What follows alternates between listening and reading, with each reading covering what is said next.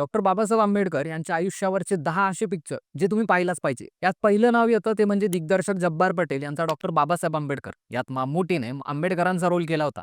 या सिनेमाला नॅशनल अवॉर्डही मिळाला होता. दुसरा आहे रमाबाई भीमराव आंबेडकर.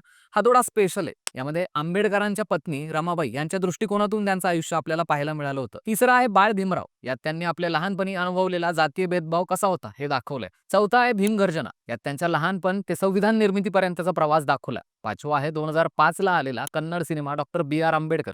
यात त्यांच्या अस्पृश्यतेचा लढा आणि बौद्ध धर्म स्वीकारण्याचा निर्णय यावर फोकस केलाय. सहावा आहे बालक आंबेडकर हा कन्नड सिनेमा सिनेमा जो बाबासाहेबांच्या लहानपणीच्या अनुभवावर आधारित आहे. सातवा आहे 1992 साली आलेला तेलुगू भाषेतला डॉक्टर आंबेडकर. हा आंबेडकरांच्या सामाजिक सुधारणांवर केंद्रित सिनेमा होता. आकाश खुराना यांनी यात आंबेडकर साकारले होते.